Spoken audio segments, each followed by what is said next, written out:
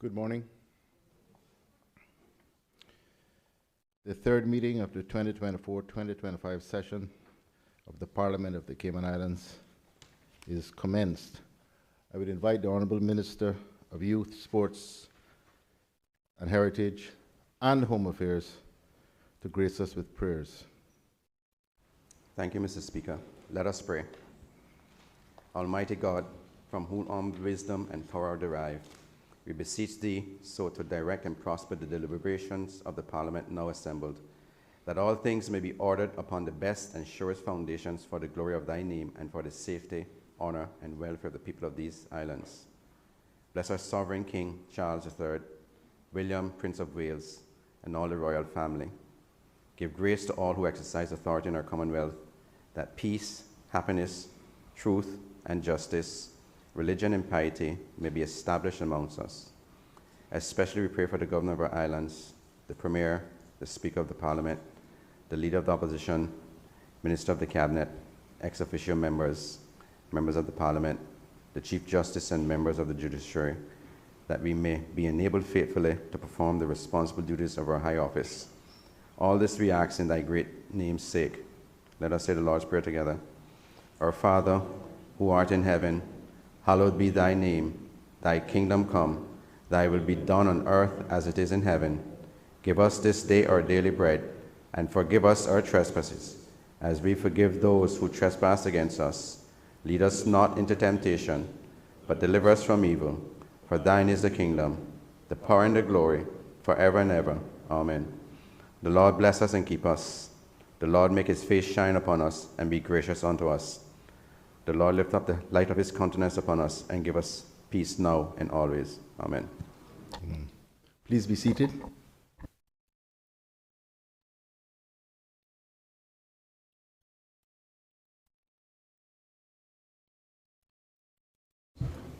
Administration of oaths or affirmations. None. Reading by the Honourable Speaker of Messages and Announcements. I am delighted to announce that today is the birthday of the Honourable Leader of the Opposition.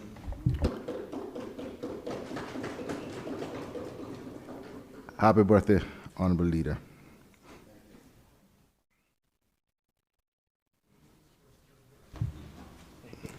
Presentation of petitions. None. Presentation of papers and of reports. Report and recommendation of the Minister responsible for lands on the vesting of Crown Land Block 25B, Parcel 470, part to Peter Jervis, Rose Ebanks, and Maureen Jervis Brooks, to be laid on the table by the Honourable Premier, Minister of Finance and Economic Development, Education, District Administration and Lands, Financial Services, and Commerce and Health. I recognize the Honourable Premier.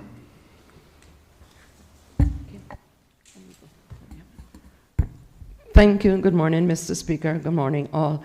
Mr. Speaker, I beg to lay on the table of this Honourable House the report and recommendation of the Minister responsible for lands as it relates to the Governor Vesting Act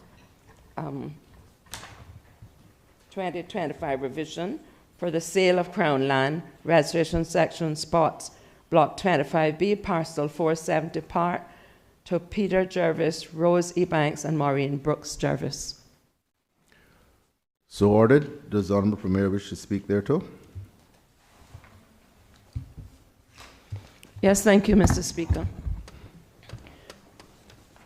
Mr. Speaker, if I may first provide some background.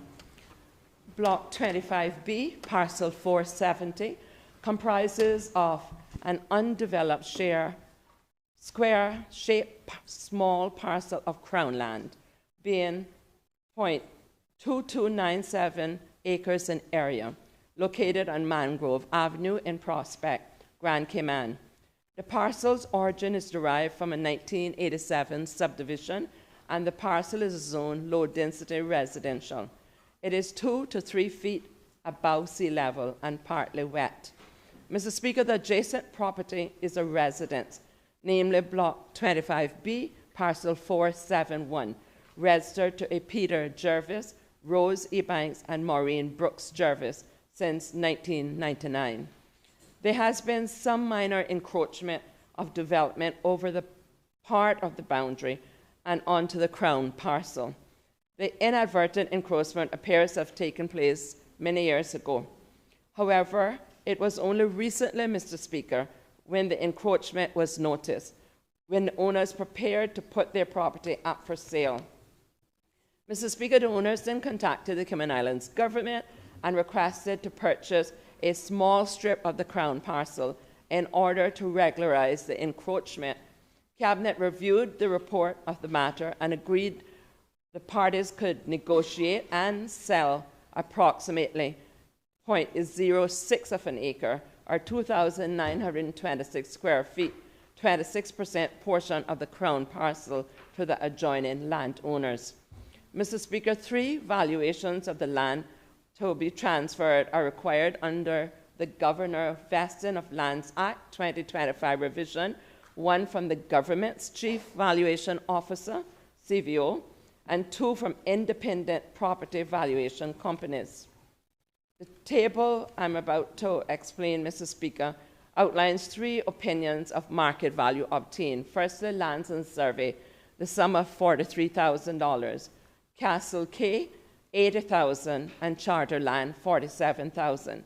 Mr. Speaker, a figure of $57,500, that's Cayman Islands dollars, was negotiated between the Valuation Office and the purchaser.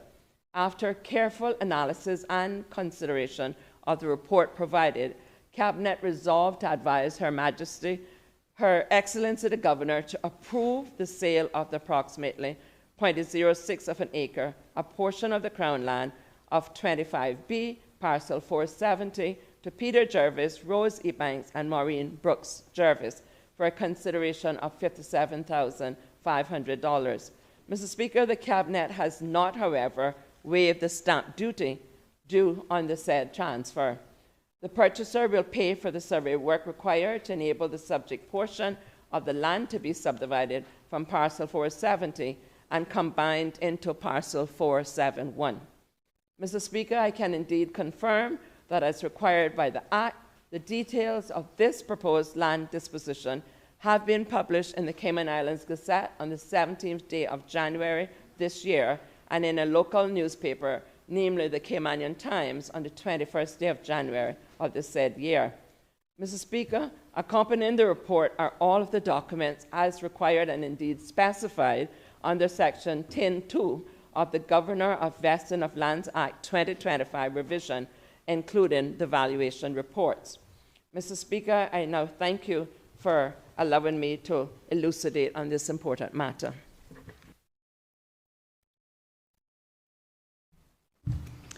Cayman Islands Constitution, Electoral District Boundaries Order 2025, to be laid on the table by the Honourable Premier, Minister of Finance and Economic Development, Education, District Administration and Lands, Financial Services, and Commerce and Health. I recognize the Honourable Premier. Thank you, Mr. Speaker.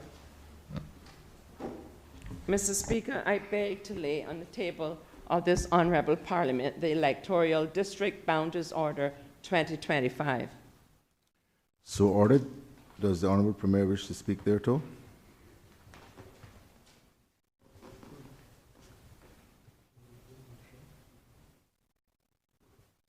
Thank you, Mr. Speaker.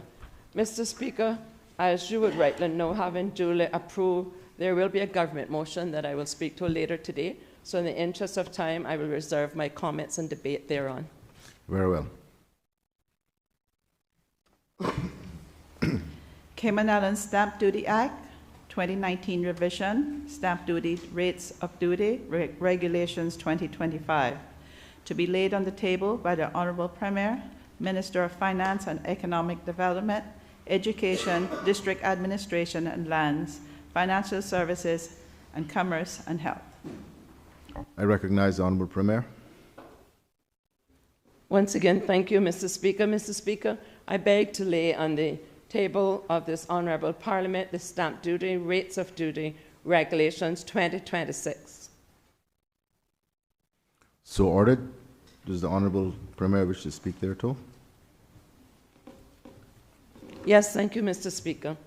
Mr. Speaker, the House will recall that the government accepted a private member's motion led by the official opposition, motion number 1 of 2024-2025 on the 9th day of October last year. The private member's motion called for the government to remove the impediment that prevented Caymanians acquiring their first or second property from enjoying a stamp duty concession simply because the property fell within a certain geographical area within our islands. The government accepted that there was a need to remove that impediment and therefore agreed to the private member's motion. The impediment is found in paragraph 1, Mr. Speaker, under the schedule to the Stamp Duty Act 2019 revision under the head of duty entitled, and I quote, conveyance or transfer of any immovable property, unquote, because it states that the duty is 7.5%, and 7.5% is a rate that is higher than Caymanians acquiring property for the first or second time would normally have to pay if it was in another segment. This impediment is removed now by Regulation 2 in the Stamp Duty Rates of Duty Regulation 2025 that was just tabled, because Regulation 2, Mr. Speaker, repeals the section of the Principal Act that hitherto prevented a concession being available to Caymanians because the property was in a certain geographical areas in the islands, in particular the 7 Mile Strip and parts of Eastern Avenue. Therefore, Mr. Speaker, when the regulations that I have just tabled takes full effect, and that is expected to be within the next 21 days, Caymanians will then be able to enjoy a stamp duty concession when purchasing property in areas such as Britannia, West Bay. Regulation 2 makes another important change. It brings into effect the current dollar thresholds that are being used now in assessing whether a Caymanian acquiring a property for the first or second time will be eligible to receive a stamp duty concession. An illustration, Mr. Speaker, in the Stamp Duty Act itself, it states that a Caymanian acquiring property for the first time does not have to pay any stamp duty if the value of that property does not exceed $400,000. This is an outdated value, and the regulations that have been tabled updates the recent practice that was intimated when the former Premier, the member from Newlands, was here, that the figure of $550,000 would reflect that regime's and government's desire. It is continued to be used, Mr. Speaker. This update is achieved now by Regulation 2. Mr. Speaker, the regulations that have been tabled were prepared under the authority of Section 27 of the Stamp Duty Act 2019 revision, which specifies that the regulations so drafted are subject to a negative resolution of this said Parliament. In turn, Mr. Speaker, this means that the regulations which I just previously tabled will take effect after 3 weeks have elapsed unless the regulations are negated by a contrary set of regulations that the Parliament approves. Given that these regulations are positive for our Caymanian people, I therefore cannot see, Mr. Speaker, that any single solitary member of this Parliament would challenge the regulations that have just been tabled. May it please you, and thank you, Mr. Speaker.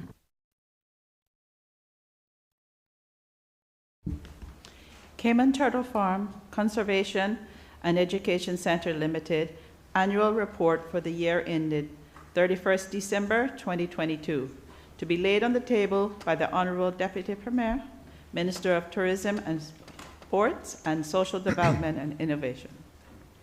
I recognize the Honorable Deputy Premier.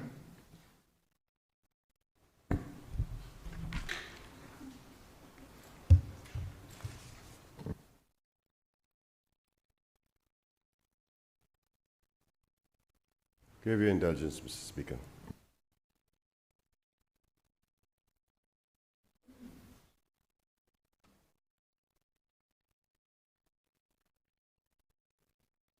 Mr. Speaker, I rise to lay before this Honorable House the annual report of the Cayman Turtle Conservation and Education Center financial year ended for the 31st of December 2022.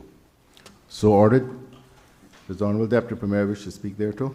Yes, Mr. Speaker. In accordance with Section 44(6) of the Public Management and Finance Act 2020 revision, Mr. Speaker, it gives me great pleasure to place before this Honorable House the annual report and audited financial statements of Cayman Turtle Conservation and Education Center Limited for the fiscal year ended the 31st of December 2022. Mr. Speaker, the audited financial statements show that the net loss for the year ended 31st of December 2022, year after COVID, was $9.578 million. The center had current assets of $2.34 million and non-current assets of $70,823,000. Total assets amounted to $73.163 million as of the 31st of December 2022. The center had current liabilities of $1.63 million and non-current liabilities of $7.42 million, Mr. Speaker. Total liabilities amounted to $9.065 million and a total shareholders' equity of $64,097,000. Mr. Speaker, this was an unqualified audit opinion by the Auditor General, signed off on the 16th of October 2024. The Auditor General stated, and I quote, "In my opinion, the accompanying financial statements present fairly, in all material respects, the financial position of the company as of the 31st of December 2022, and its financial performance and its cash flows for the year then ended in accordance with the International Financial Reporting Standards," end quote, Mr. Speaker. Mr. Speaker, the Cayman Turtle Conservation Education Center is pleased to have received this unqualified opinion and is proud of its continued hard work that has been undertaken by the CTC team, led by its Chief Executive Officer and its Chief Financial Officer, to receive this opinion from the Auditor General. So I take this opportunity to thank the center staff, all the good hard-working Caymanians, and the Office of the Auditor General for their work that they have done in producing these audited financial statements for our Turtle Conservation Center and Education Center for the fiscal year ended the 31st of December 2022. I now invite all members of this Parliament to review, as well for the public to review the report in detail. Thank you, Mr. Speaker.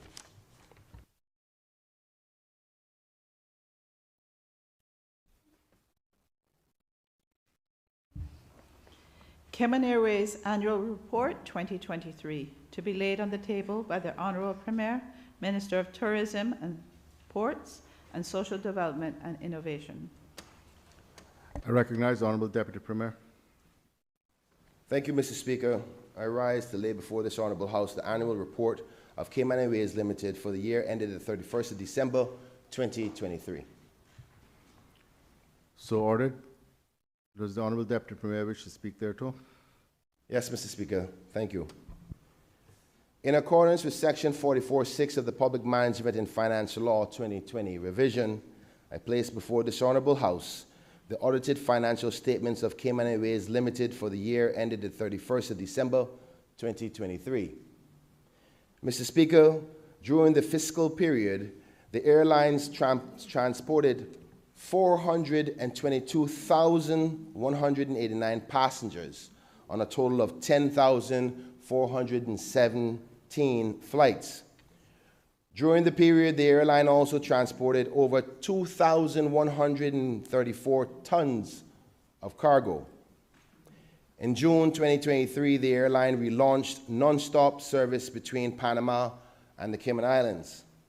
And in October 2023, the airline launched a new regional route with non-stop service between the Cayman Islands and Barbados.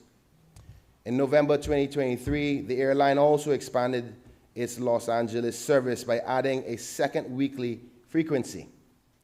Additionally, incentives such as participation in the United States TSA pre-check program and the installation of a setback power underscored the dedication to passenger satisfaction by the company. By participating in the United States TSA pre-check program, enrolled passengers on Cayman Airways to provide an expedited security procedures and allowing more efficiency with our airline.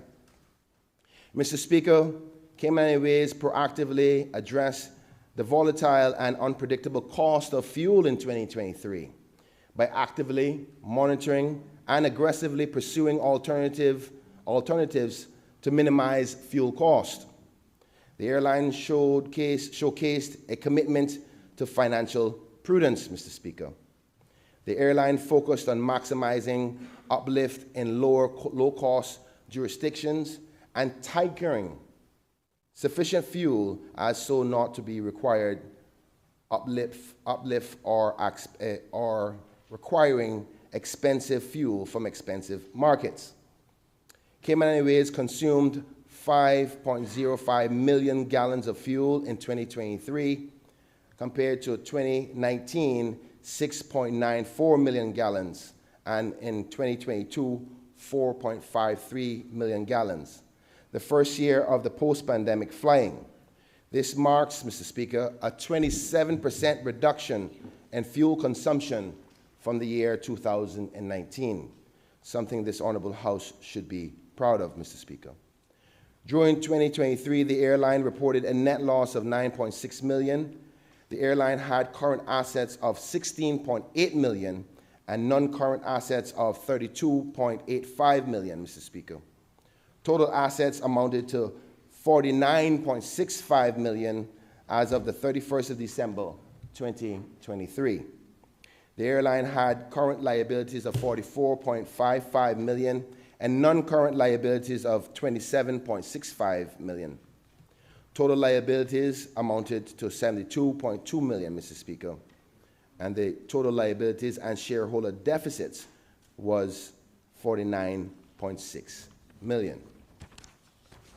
Mr. Speaker, the financial statements have been audited by the Auditor General in accordance with the provisions of Section 61A of the Public Management and Finance Act 2020 revision.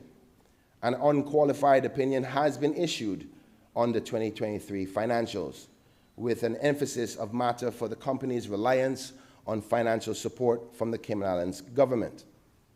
The Auditor General states that the financial statements present fairly, in all material respects, the financial position of the company as of the 31st of December 2023, and its financial performance and its cash flows for the year ended the 31st of December 2023, in accordance with the International Financial Reporting Standards, better known as IFRS.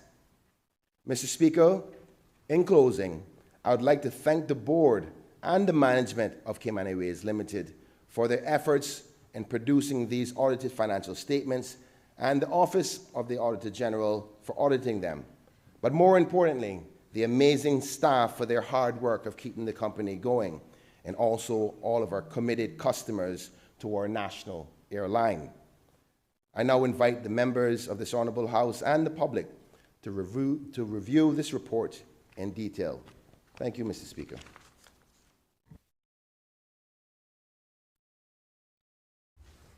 Cayman Islands Government 2021 and 2022 Annual HR Reports, to be laid on the table by the Honourable Deputy Governor, ex officio member responsible for the portfolio of the Civil Service. I recognize the Honourable Deputy Governor. Mr. Speaker, good morning. I wish to lay on the table of this Honourable House the Cayman Islands Government 2021 and 2022 Annual HR Reports. So ordered. Does the Honourable Deputy Governor wish to speak thereto? Yes, Mr. Speaker, thank you. I have lots to say. Mr. Speaker, I am pleased to present in this Honorable House the 2021 and 2022 Human Resources Annual Reports for the Civil Service. These reports document trends in human resource activity for the civil service, as well as provide statistics on employee headcount within the statutory authorities and government-owned companies.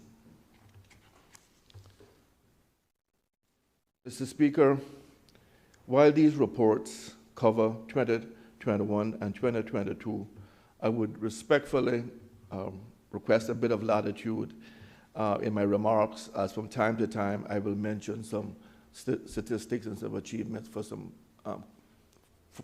for the years, so 23, 24. I crave your indulgence. Mr. Speaker, as you are aware, the portfolio of the Civil Service has responsibility for providing me with corporate HR management information to support decision-making within government. As part of this service, HR annual reports are produced. These reports contain detailed information relating to operational HR matters throughout the prior years and statistical trends over a number of years. Mr. Speaker, in 2021, there was an overall increase in the size of the public service, with increases in both the civil service and the SAGCs from the prior year. At the end of 2021, the number of Caymanians employed within the public service was 5,205, which represented 72.5% of the public service. Within the core civil service, Caymanian representation increased by more than 1% to 71.8%. Mr. Speaker, by the end of 2022, the number of Caymanians employed within the public service was 5,197, representing 71.4% of the public service, while Caymanian representation within the core civil service decreased slightly, going to 71.8%, decreased slightly, going from 71.8% to 71%. Mr. Speaker, although this slight decrease may be viewed as discouraging, when compared to the labor force indicators published by the ESO in the fall of 2022, the percentage of Caymanians in the core civil service is higher than the Caymanians working age population by 26.8%. Mr. Speaker, between 2021 and 2022, female representation within the core civil service held steady at 55.7%, which is 6.5% higher than the percentage reported in the Economics and Statistics Office labor force indicators for the female working age population. Mr. Speaker, I'm happy to report that 50% of my senior team are women. In terms of the civil service benefits package, much work was done to uplift salaries between 2021 and 2022, with increases taking effect in both years. Notably, in 2022, the civil service increased salaries for civil servants through the implementation of a 2% cost of living adjustment, COLA, in September 2022, and the award of a one-pay increment broadly equivalent to 2.5% to civil servants which took effect in December 2022.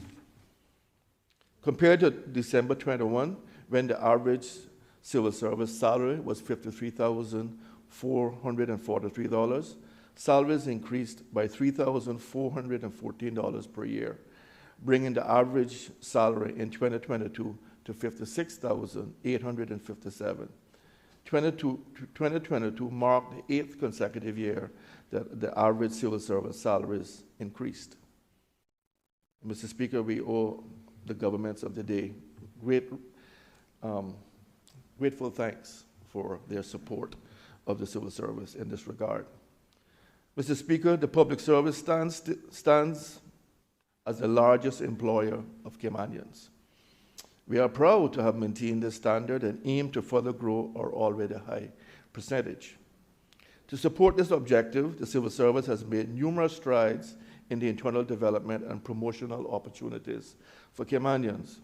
The civil service has already yielded significant wins, including Caymanians currently leading all 5 branches of our uniformed services: the Royal Cayman Islands Police, Customs and Border Control, Her Majesty's Prison Service, Cayman Islands Coast Guard, and the Cayman Islands Fire Service. And Mr. Speaker, you will recall that just not long ago, the majority of these posts were held by non-Caymanians. They're all now held by our people. Within the core civil service, Caymanians hold 81%, 64 persons, of the senior leadership roles, chief officers and heads of department. And as of the 31st of December 2023, non-Caymanians held 19%, or 15, of our senior leadership roles. Caymanians hold 100% of deputy chief officer roles, save for equivalent positions which have other primary designations such as Deputy Auditor General, Deputy Solicitor General, and Deputy Ombudsman. The civil service continues to uphold its Caymanian first policy for hiring, where Caymanians who are the most qualified for a post is offered employment. Moreover, Mr. Speaker, in cases where Caymanians' qualifications and experience are ranked broadly equivalent to their foreign counterparts, they are given preference and appointed. Organizational practice to advertise posts held by non-Caymanians prior to contract renewals, allowing for qualified Caymanians to be recruited for the position, whether it's a new position or it's a position, a post that is being, the contract is being renewed. The civil service also continues to steadfastly maintain its ability to hiring returning graduates without open competition. This initiative provides our returning scholars with opportunities to utilize their newly gained experience within the civil service as they start to advance in their careers. Mr. Speaker, just 2 weeks ago, I was privileged to appoint a young Caymanian, Jada Evans, to a post in the Ministry of Health as a returning graduate. Mr. Speaker, the smile on her face when she received her contract is unforgettable. Mr. Speaker, we also have 3 Caymanians, returning graduates, working in the Ministry of Sports: Aisha Ebanks, Abraham Powery, and Alea General, all outstanding young Caymanian graduates. I'm sure the minister will attest to that. Mr. Speaker, we also offer on-the-job training and job shadowing via diverse talent management tools, including acting appointments, secondments, and allocation of additional duty assignments. Mr. Speaker, the civil service has continually taken steps and produced initiatives to increase the number of Caymanians in our civil service. These highlighted initiatives allows us to continue our efforts to provide opportunities for Caymanians to join the civil service and experience pathways of professional growth and advancements. I now wish to speak on the bespoke programs and initiatives which have benefited numerous Caymanians. Mr. Speaker, I am delighted to share that the Civil Service College has established a scholarship program which will develop the skills and career prospects for our Caymanian civil servants. This outstanding initiative, which is only available for Caymanians, provides financial support to scholarship recipients and inevitably provides them with the tools needed to progress in their respective fields of study. With the knowledge gains, Caymanian civil servants with fresh perspectives, enhanced skills, will make significant contributions to their departments. This scholarship program will ultimately lead to more effective governance and improved services for the people of the Cayman Islands. The first civil servants to receive scholarships under the new Civil Service College Scholarship Program are 7 talented Caymanians, representing a diverse range of government ministries, departments, and sectors. The scholarship program has given them the opportunity to pursue their academic studies to enhance their professional expertise and their career development. These civil servants are Tiffany Jackson, who works in the Department of Lands and Survey, Ms. Lisa Malise, who is in the Ministry of Home Affairs, Shalise Jeffrey, who is in the portfolio of the Civil Service, Shanna Wallace, who is in the Ministry of Tourism, Shannon Hanna, who is an accounts officer in the Ministry of Education, Ms. Pettigay Brown, who is in the Department of Lands and Survey, and Ms. Serena Whitaker, who is in our Facilities Department in the Ministry of Planning.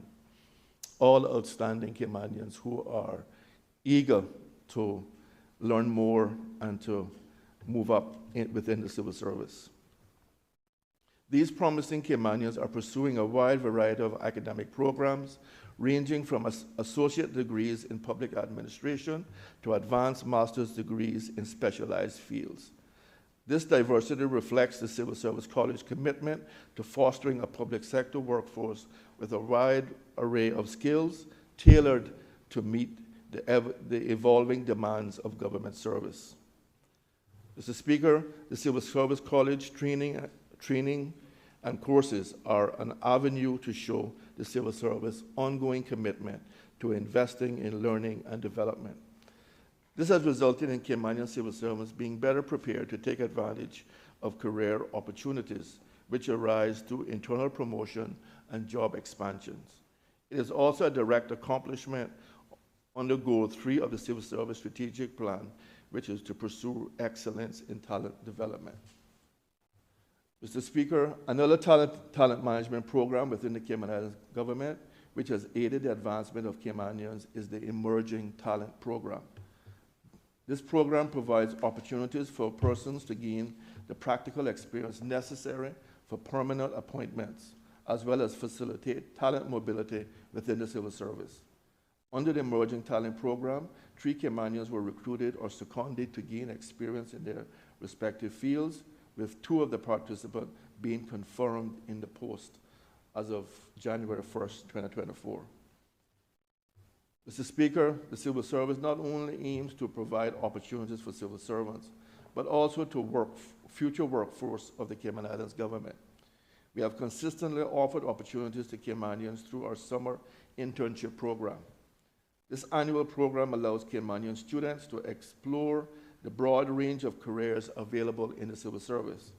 With an array of different jobs available in the public sector, the program provides an opportunity for students to apply knowledge gained from their studies. Last year, internship program gave over 90 young Caymanian students valuable opportunities to gain hands-on experience, enhance their skills, and make meaningful contributions to the civil service. 23 of the 90 interns were formally recognized for their dedication, hard work, and professionalism during their summer internship with the government.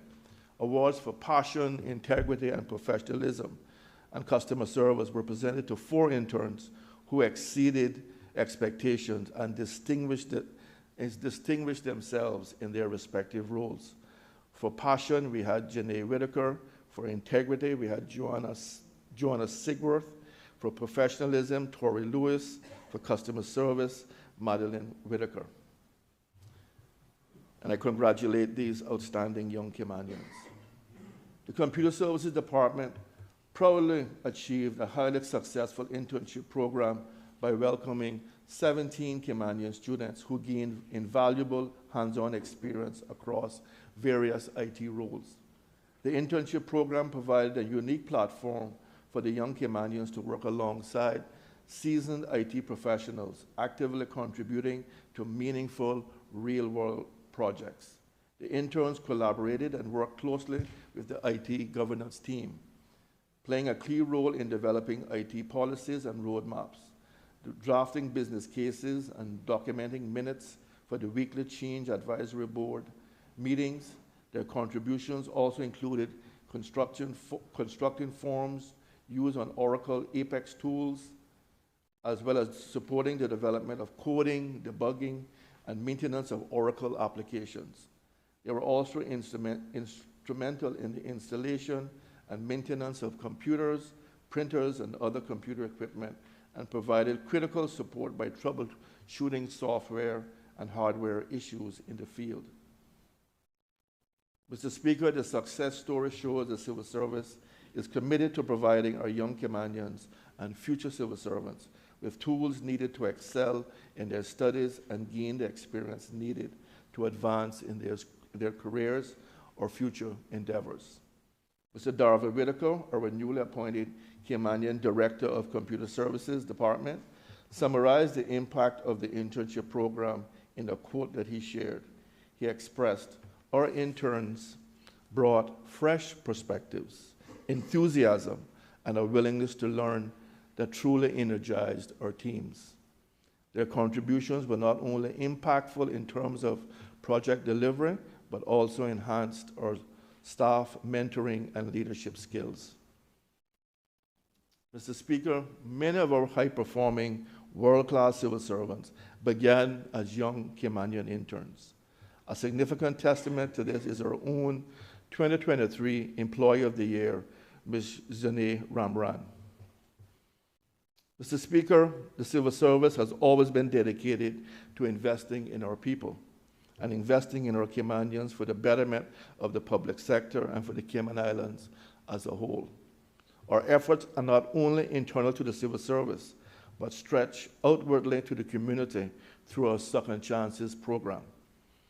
Mr. Speaker, this program is our way of employing persons who have had a run-in with the law, but who has shown that they are willing to be productive members of our society. And Mr. Speaker, in 2023, the Portfolio of Civil Service funded the participation of 3 persons in the Second Chances program. 2 participants were paired with jobs in the Department of Planning, and the 3rd joined the Department of Agriculture. In addition of the 3 participants in 2023, the addition of the 3 participants in 2023 brought the total number of participants in the program who have been successfully matched to jobs in the civil service to a total of 14. That means, Mr. Speaker, that 14 Caymanians who were unemployed are now employed and are becoming productive members of our society. Mr. Speaker, I met one of those young men this morning, and he has been with us now for almost 2 years in the program. Mr. Speaker, when I met the young man before he came into the program, he was deflated, he was dejected. He basically said that, he wanted to give up. But this morning, when I saw him, it was the opposite. Full of life, smiling,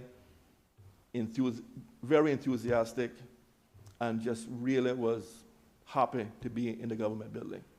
So, Mr. Speaker, that is what caring for our people is all about, taking a chance on those persons. And Mr. Speaker, while we have had 14 persons come through the program, we've only had 1 person that did not stay in the program. So we are having great success. And it shows that if you give persons a second chance, they will make the best of it. Mr. Speaker, it would be remiss of me not to mention the efforts being made to modernize the civil service and provide competitive benefits to attract, recruit, and retain Caymanian talent. One of the ways we are accomplishing this is through the civil service salary scale, which pays above minimum wage for all positions, including trainee roles.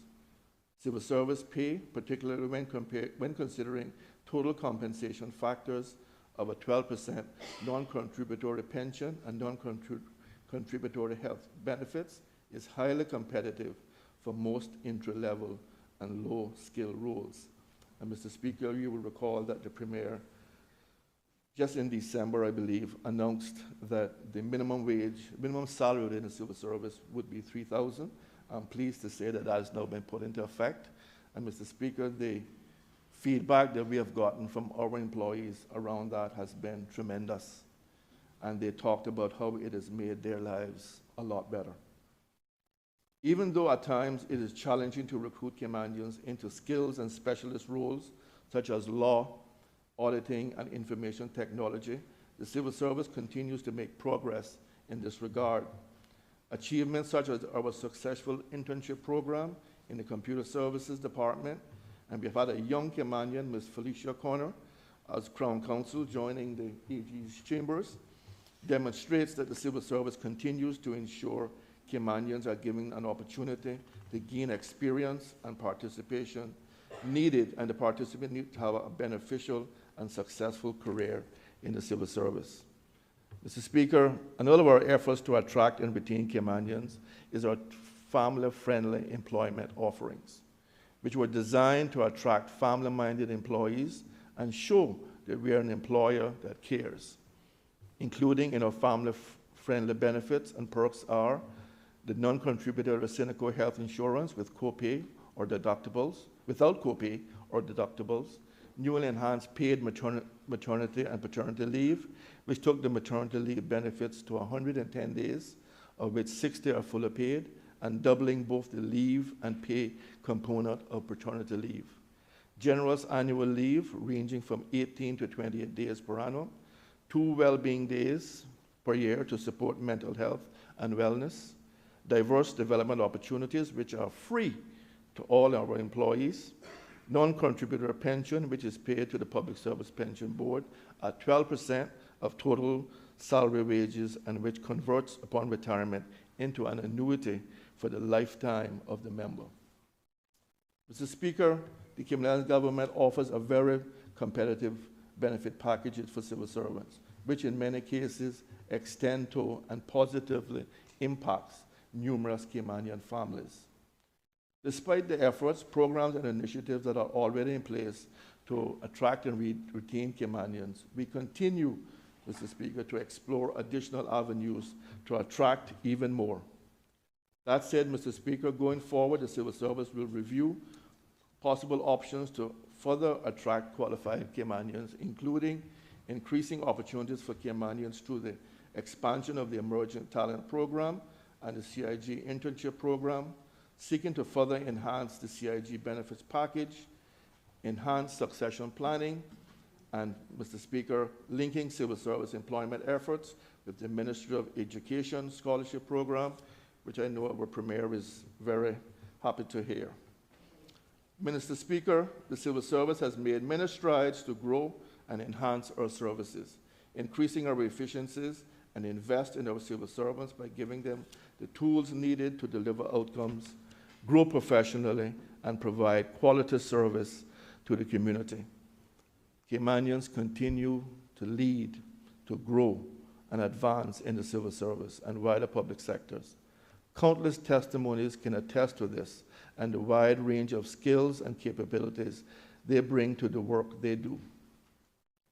It is my hope that I can continue to witness young Caymanians find their way and career path within the civil service as I did, and be guided by the leadership and mentorship of senior level civil servants in their entities. By investing in our Caymanians, Mr. Speaker, we are not just supporting their growth, but also strengthening the civil service with a future workforce that is better prepared, more confident, and more connected to the needs of our community. Mr. Speaker, I thank you.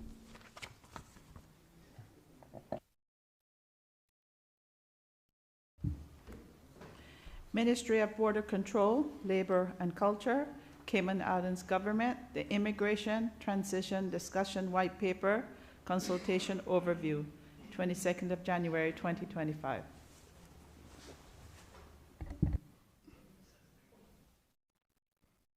To be laid on the table by the Honourable Minister of Border Control, Labor and Culture, Sustainability and Climate Resiliency and Wellness. I recognize the Honourable Minister of Border Control.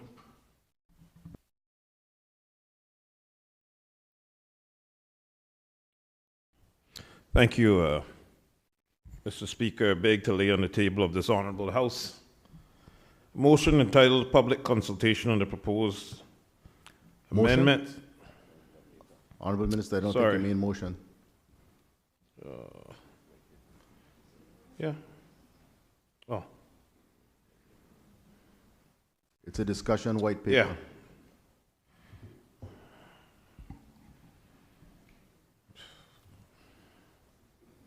We can start again.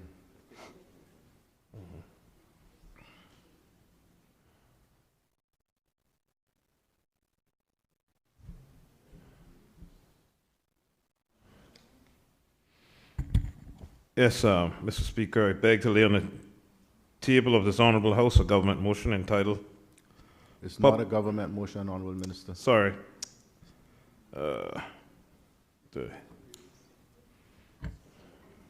It's a discussion white paper.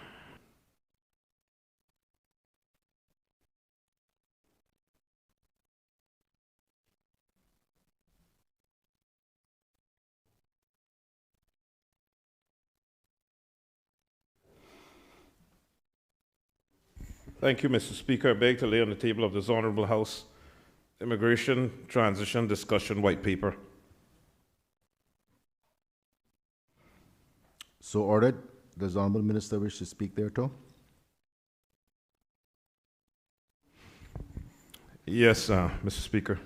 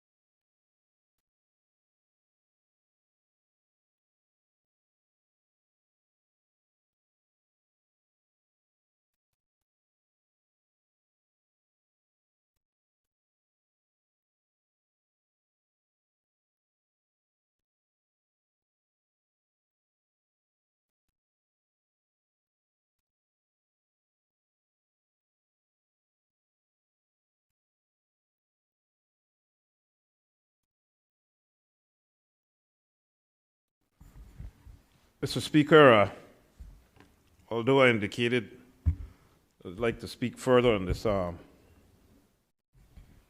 discussion white paper, I want to thank you for that opportunity, for giving me that opportunity. What I'd like to say to the public is that I'd like them to peruse this discussion white paper and give as much feedback as possible.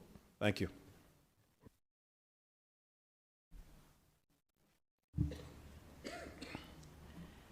(2023-2024) Annual Report of the Standing Public Accounts Committee, to be laid on the table by the Chairman of the Standing Public Accounts Committee, the elected member for Georgetown East. I recognize the Honourable Member for Georgetown East. Thank you, Mr. Speaker. Good morning, colleagues. Mr. Speaker, I beg to lay on the table of this Honourable Parliament the 2023-2024 Annual Report of the Standing Public Accounts Committee. So ordered. Does the Honourable Member wish to speak thereto? Briefly, Mr. Speaker, to commend the report to the members of this Honourable Parliament and to the public. It contains a very succinct report of the activities of the Public Accounts Committee for this past year. Mr. Speaker, I would point out that it is the final report that I will be delivering of this session of the Parliament 2021 to 2025. And it's been my pleasure to serve as chair of the committee, and I'd like to go on record in acknowledging and thanking all of the members of my committee for the support and their presence at our meetings and contributing throughout the 4 years to it. Mr. Speaker, I'd also like to acknowledge and thank the Auditor General and her team for the great support that they have lent to the committee during the past 4 years, and as well as the Financial Secretary and the Accountant General, who, in accordance with standing orders, are permanent members of the committee. Having said that, Mr. Speaker, I would just like to mention as well, finally, that the Auditor General will be leaving her post at the end of February, and I put on record our thanks to her for her services over the years, but particularly again from us on the Public Accounts Committee for these past 4 years. I wish her Godspeed as she returns home to her family in the United Kingdom. Thank you very much, sir.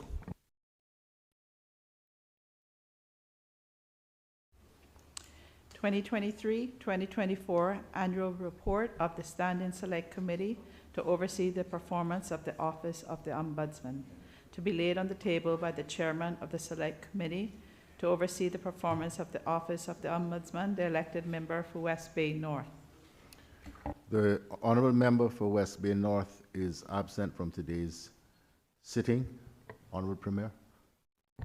Thank you, Mr. Speaker. The observation is indeed correct. So I beg, with your indulgence and that of the House, to move a motion for the deferral of the laying of this paper until Monday. The question is that the 2023-2024 annual report of the Standing Select Committee to oversee the performance of the Office of the Ombudsman, the laying of that report be deferred until Monday coming. Those in favor, please say aye. Aye. Those against, no. I believe the ayes have it. The laying of the 2023-2024 annual report of the Standing Select Committee to oversee the performance of the Office of the Ombudsman has been deferred until the sitting on Monday coming.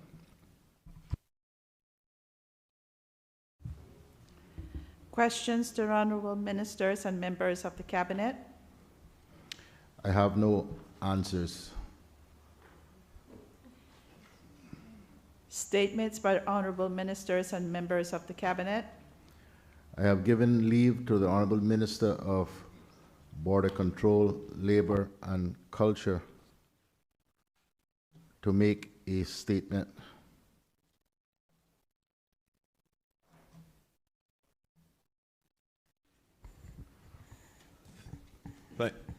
Thank you, Mr. Speaker.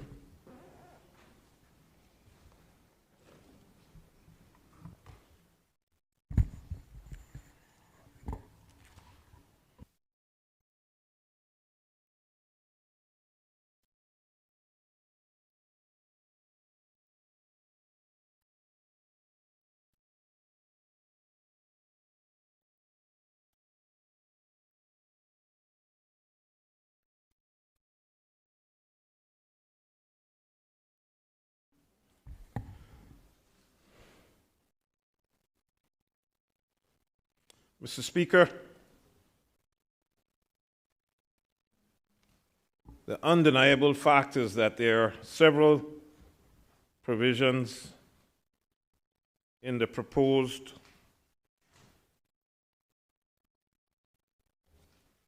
National Conservation Act.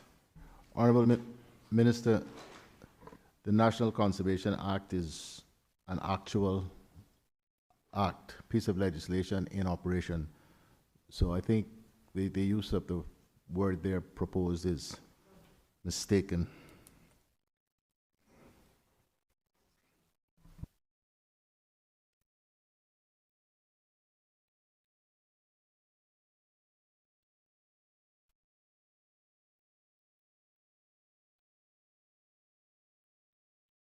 Proceed, Honourable Minister. You may start again.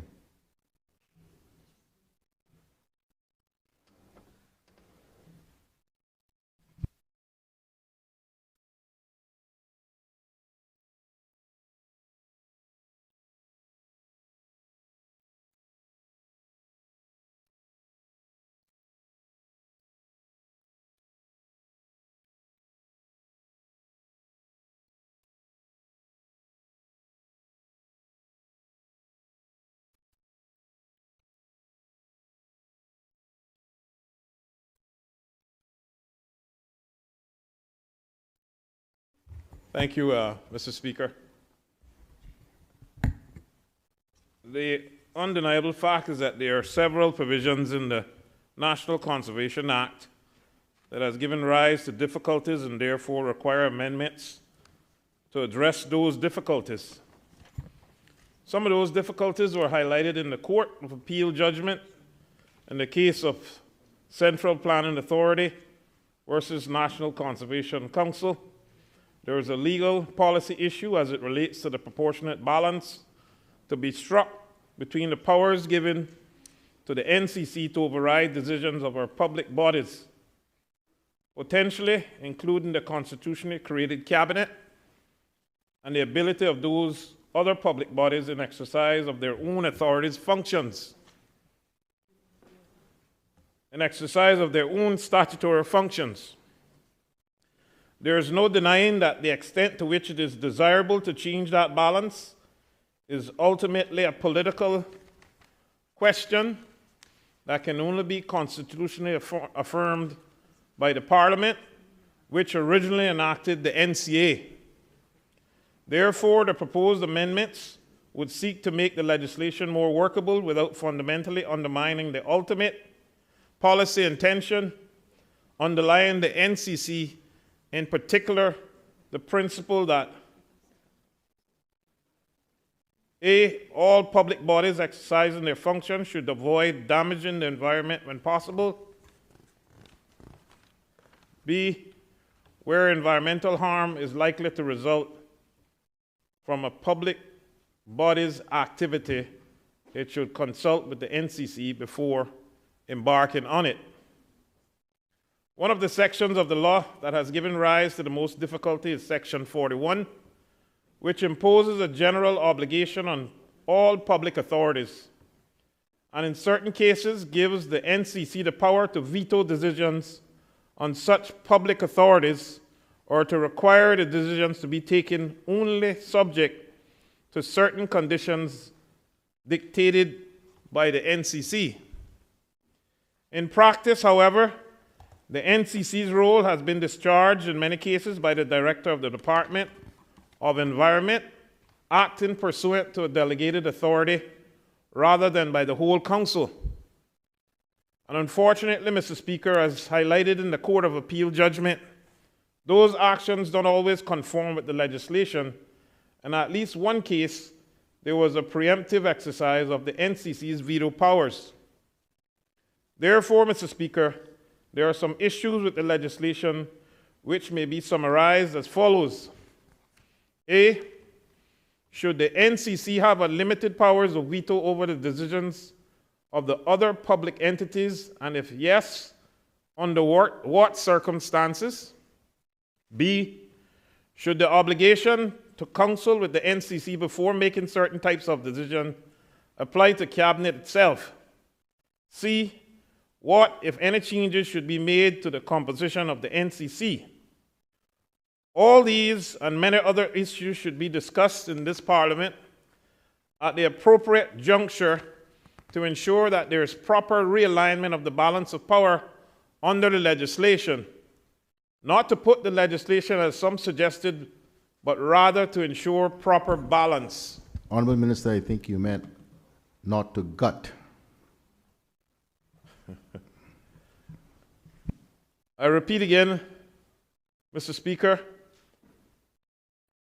that there is proper realignment of the balance of power under the legislation, not to gut the legislation as some have suggested, but rather to ensure proper balance. Thank you, Mr. Speaker. By way of example, Mr. Speaker, the current combined efforts of Section 41.3 and 41.4 means that the NCC potentially has the power to require Cabinet not to take any decisions that would be likely to have an adverse impact on the environment without first carrying out an environmental impact assessment, or EIA, which must be carried out by a person approved by the NCC and in accordance with any directive of the NCC, potentially one person, the Director, and there is no exception for a decision that the Cabinet considers to be urgent, none. This exists even through the Constitution in Section 44, specifically states that the Cabinet is the body that shall have responsibility for formulating policy and directing the implementation of such policy. This therefore means that the Director could restrain the Cabinet, which is in my considered view, is entirely untenable. Mr. Speaker, The government was also minded that the existing NCC is in breach of Section 9(6) of the Public Authorities Act, which states that public officers or civil servants should not be entitled to vote, and currently the director has a vote. This, Mr. Speaker, is in keeping with good governance and is a worldwide benchmark and good practice.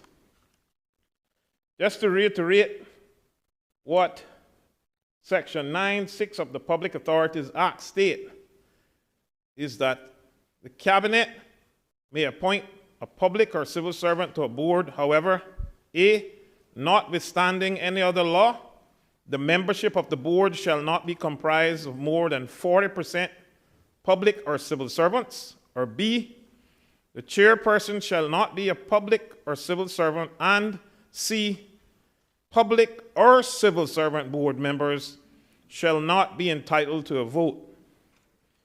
Mr. Speaker, in closing, I would like to take this moment to express my appreciation to the leader of the official opposition and other honorable members of the official opposition, as well as the member from Bordentown West, for their collaborative spirit in working with the government to ensure that the Parliament is correct, thereby allowing this honorable House to convene and fulfill its important responsibilities to the people of these islands. They have demonstrated a commendable understanding of their roles as elected representatives, placing the country's interests above all else. Their commitment underscores the importance of unity during these challenging times. Mr. Speaker, it is therefore the government's intention to withdraw the same. Thank you, Mr. Speaker, for your indulgence and allowing me to make this statement by virtue of Standing Order, Section 31. Honorable Minister, in the interest of clarity, would you please specify what you mean by the same? The National Conservation Bill.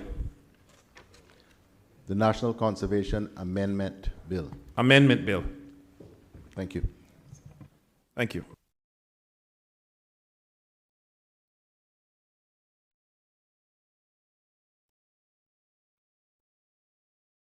Madam Clerk.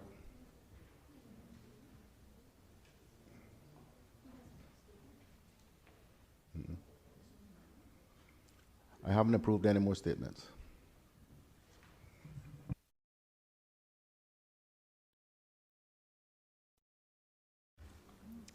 Personal explanations, None. obituary and other ceremonial speeches, None. raising of matters of privileges, None. government business, bills, first readings, referendum, cruise berthing, infrastructure, gambling, and cannabis bill, 2024. The bill is deemed to have been read a first time and is set down for second reading. Customs and Border Control Amendment Bill, 2024. The bill is deemed to have been read a first time and is set down for second reading. Beneficial Ownership Transparency Amendment Bill, 2024. The bill is deemed to have been read a first time and is set down for second reading. National Conservation Amendment Bill, 2024. I recognize the Honorable Minister of Border Control, Labor and Culture. Thank you, Mr. Speaker. By virtue of Standing Order 58, I hereby wish to move the withdrawal of this National Conservation Amendment Bill 2024 at this time.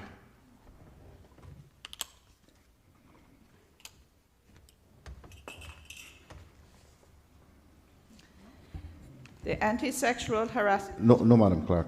Sorry, I'm just want to make sure I get the name absolutely correct, given the significance of this.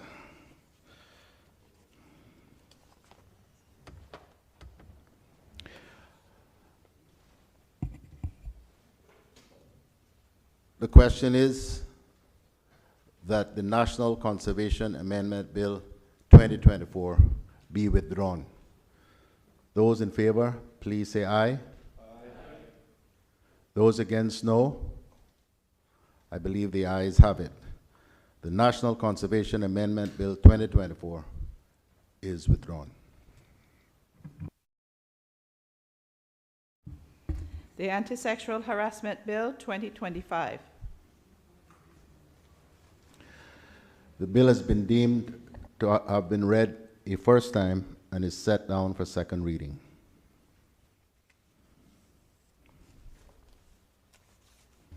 The Grand Code Amendment Bill 2025.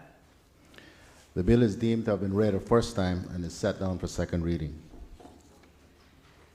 Criminal Procedure Amendment Bill 2025.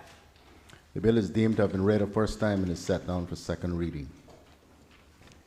Yes. Motions. Government Motion Number 7 of 2024 and 2025.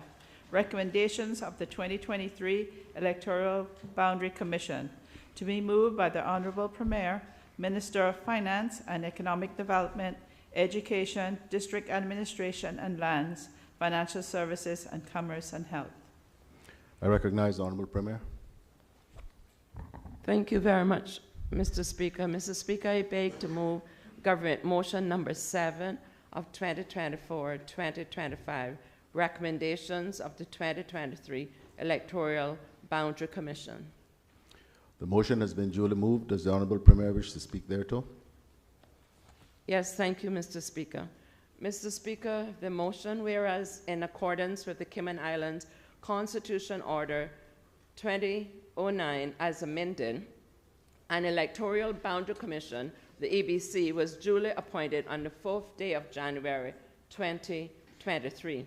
And whereas the EBC reviewed the 19 electoral boundaries, district boundaries of the Cayman Islands and submitted its findings thereon to the Governor and the Parliament in a report dated the 4th day of August 2023, the report.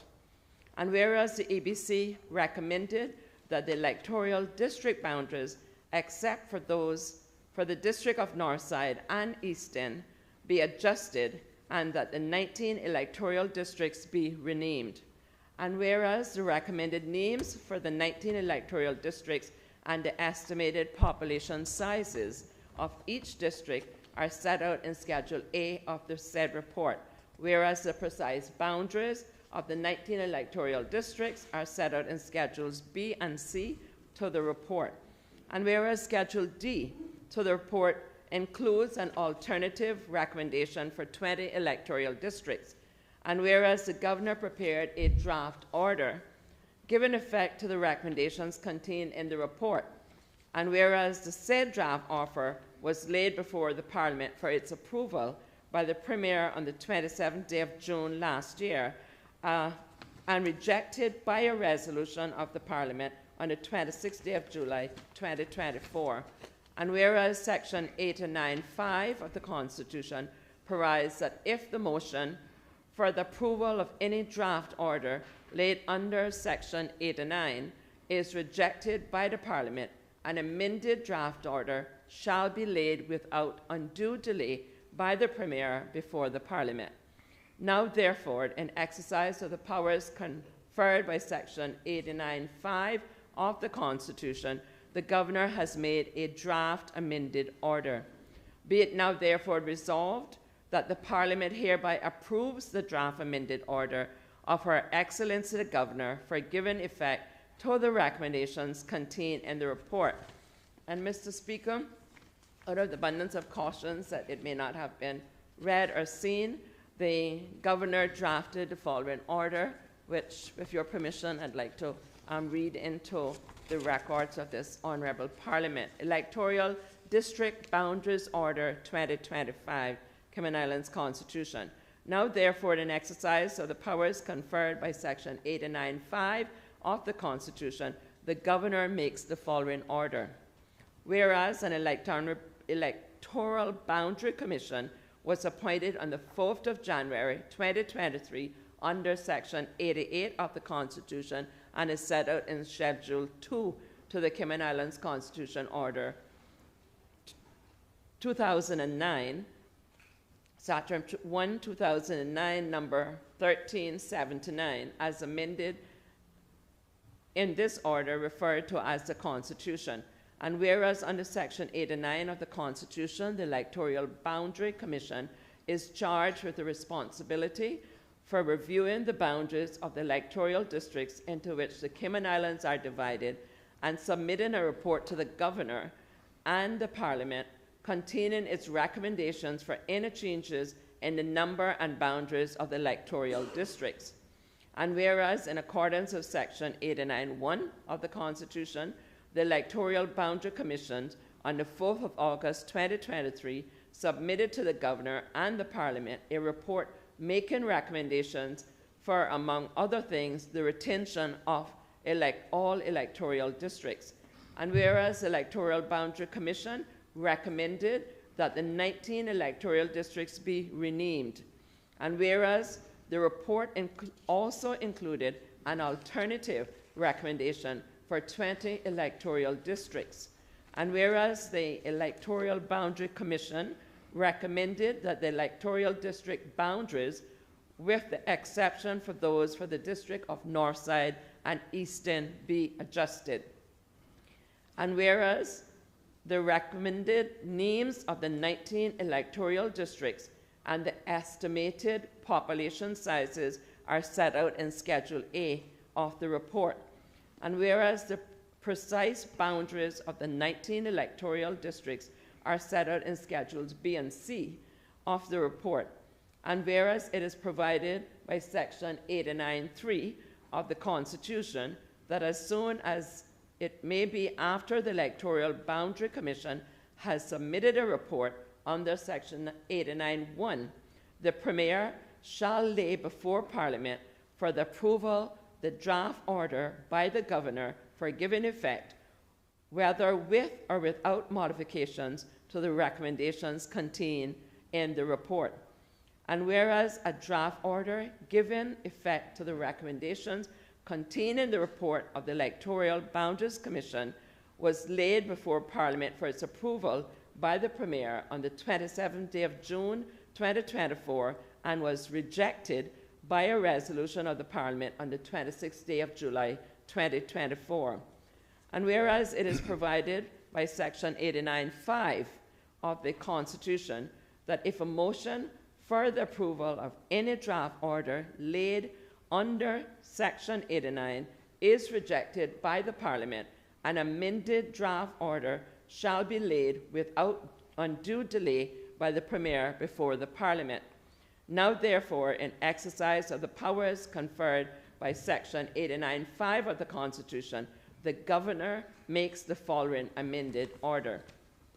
Citation and commencement. 1, subsection 1.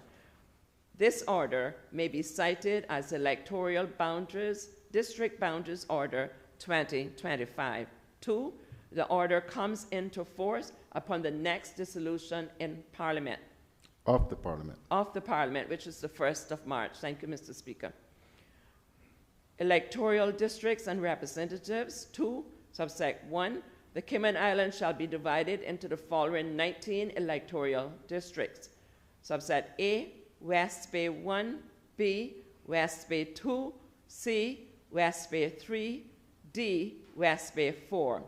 E, Georgetown 1, F, Georgetown 2, G, Georgetown 3, H, Georgetown 4, I, Georgetown 5, J, Georgetown 6, K, Georgetown 7.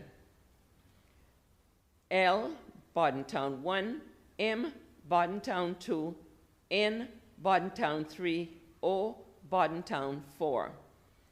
P, Northside, Q, Easton, R, Cayman Brac 1, S, Cayman Brac 2, and Little Cayman.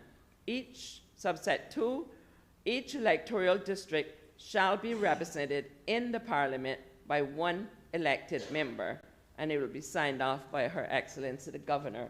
Mr. Speaker, the integrity and equity of our electoral system remains paramount, particularly as we approach the general elections, which is scheduled for the 30th of April this year.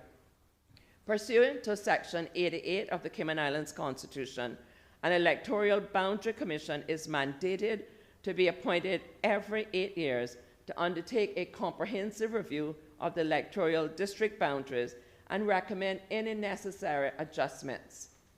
After extensive deliberation and due consultation, the Commission submitted its report to the Governor and to the Parliament on the 4th of August 2023. The 2023 report, Mr. Speaker, contains some key recommendations, including the retention of the 19 electoral districts, with modifications to certain district boundaries, as well as the renaming of the 19 constituencies. In accordance with the constructional mandated procedure, the then Honourable Acting Premier, MP for West Bay South, tabled the draft order from the Governor before the Honourable House in June 2024 via a government motion. However, on the 26th of July 2024, Parliament resolved to reject the motion and the accompanying draft order. However, Section 89.5, Mr. Speaker, of the Constitution provides that in the event of such a rejection, the Premier must, without undue delay, present an amended draft order for the consideration of this Honourable Parliament. Hence, Mr. Speaker, the motion currently is before the Parliament today. Mr. Speaker, I will highlight a couple of legal and constitutional points. Firstly, Cabinet approved that the Premier of the Cayman Islands table a motion at this said meeting dealing with the amended draft order from Her Excellency the Governor concerning the 2023 EBC report.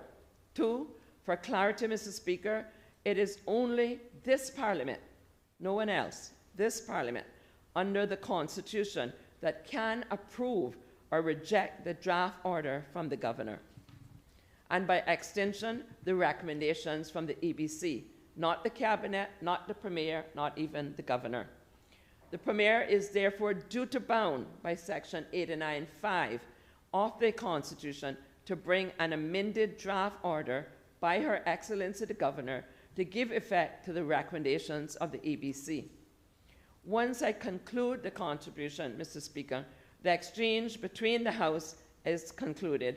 It then becomes the responsibility of this Honourable House to either approve or reject the EBC recommendation contained in the amended draft order. And Section 89.5, Mr. Speaker, of the Constitution expressly provides that the Parliament can reject and give leave to withdraw the amended draft order of Her Excellency. I would again emphasize, Mr. Speaker, that the Parliament is the only body that can approve or reject. Mr. Speaker, when the original draft order was before the House on the 26th of July 2024, the then acting Premier outlined in considerate detail the considerations for the House in determining whether to accept or reject the draft order. These were summarized under 4 main headings, namely 1, encouragement, efforts and methods, engagement, efforts and methods, I beg your pardon. 2, voter awareness and understanding. 3, the practical implications, particularly near to a general election. And 4, a preference for a specific term of reference. I do not propose, Mr. Speaker, then, to repeat those observations in detail, but suffice to say that they are still relevant to the Parliament's determination of this motion and the amended draft order here today.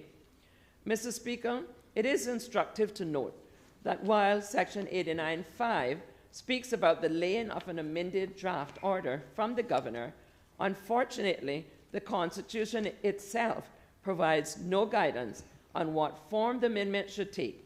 However, from a legal perspective, the current amended draft order satisfies the constitutional requirement as set out in Section 89.5.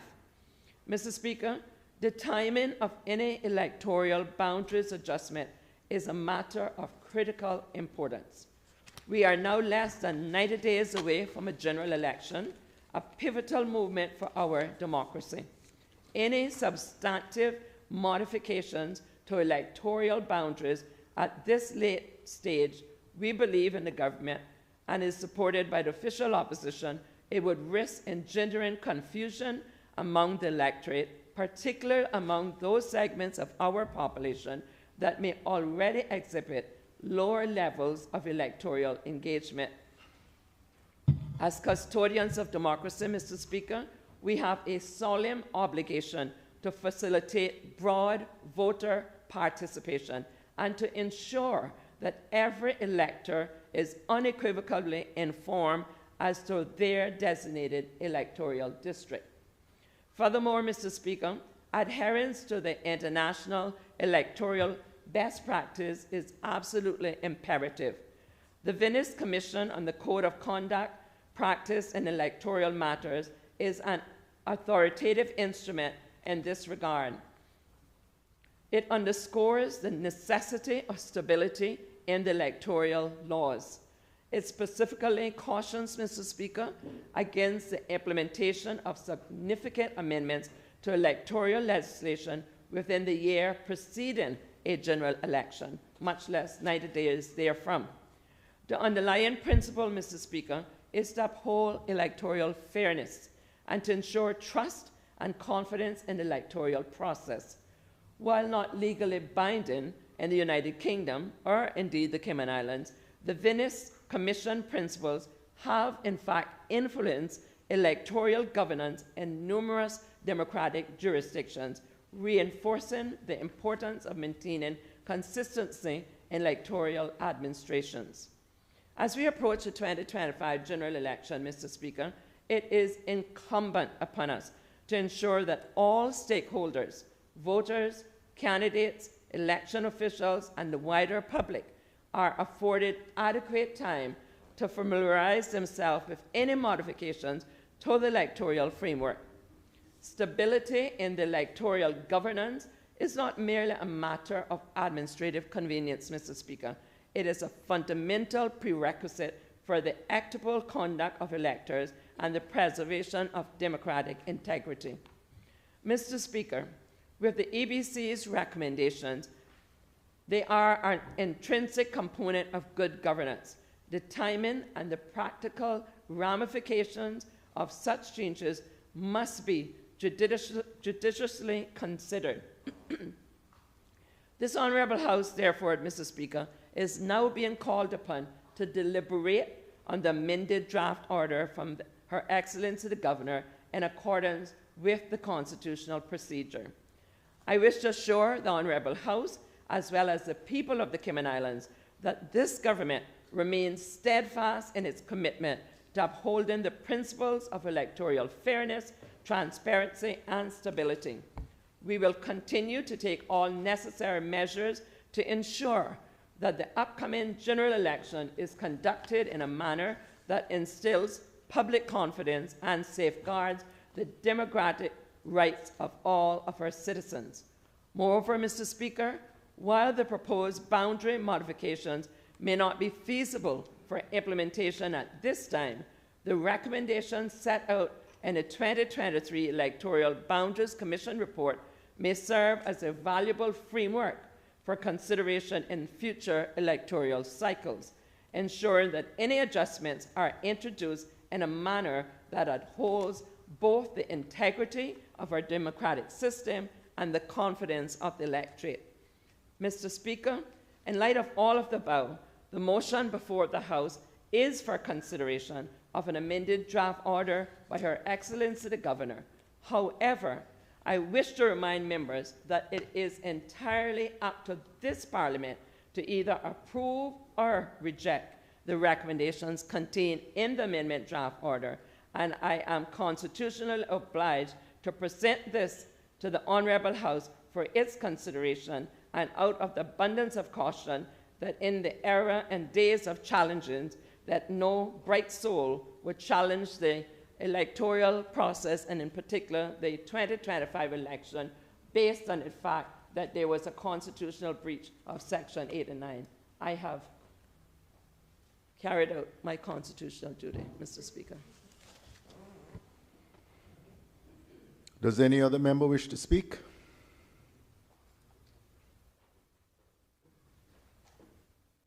Does any other member wish to speak? The Honourable Leader of the Opposition. Thank you, Mr. Speaker. Mr. Speaker, I rise briefly just to thank the Honourable Premier for, first of all, discussing this with us previous to today, and running us through the technicalities, and the AG as well. I want to thank him for his diligent work. And just to say that we are thankful that this was picked up and that we will have no issues with the upcoming election. And we appreciate the Honourable Premier bringing this forward and identifying the problem and covering all the checks and balances as we move forward into the silly season. Thank you, Mr. Speaker. Does any other member wish to speak?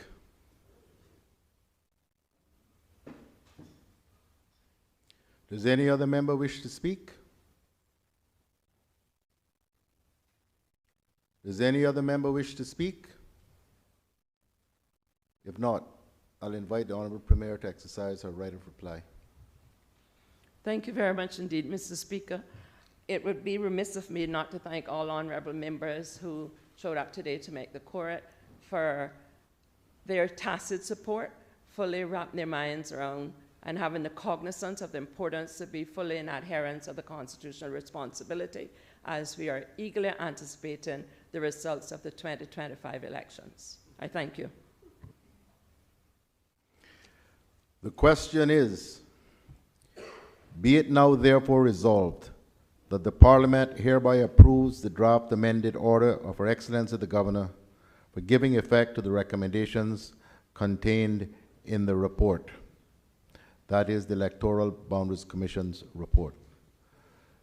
Those in favor, please say aye. Aye.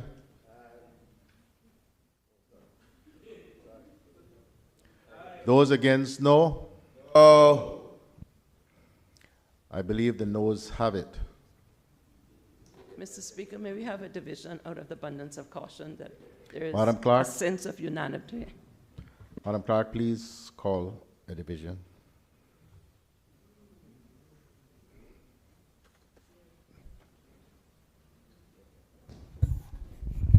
Honourable Julianne O'Connor Connolly. No. Honourable Kenneth Bryan. No. Honourable Johanny Ebanks. No.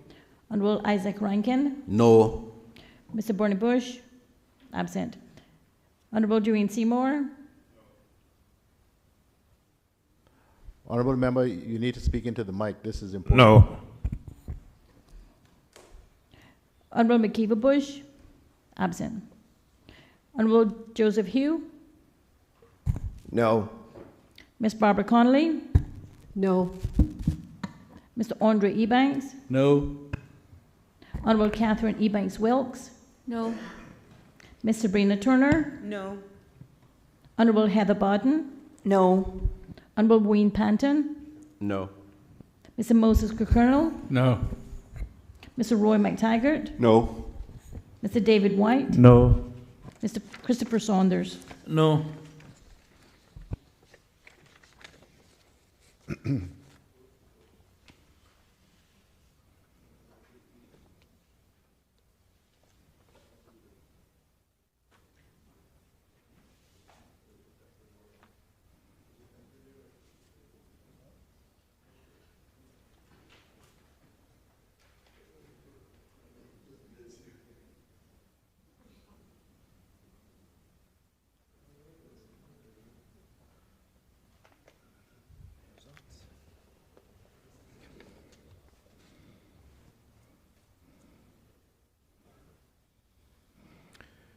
The results of the division: 16 noes, 2 absentees. Government motion, accordingly, government motion number 7 of 2024-2025, entitled Recommendations of the 2023 Electoral Boundary Commission, has been rejected.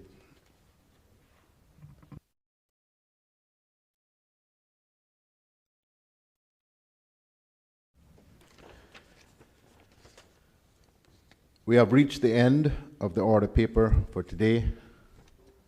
Before I invite the Honorable Premier to adjourn the House, I just wish to remind members that the work of the Standing Orders Working Group has been completed, and we have a draft new set of standing orders to be considered by all members of the House.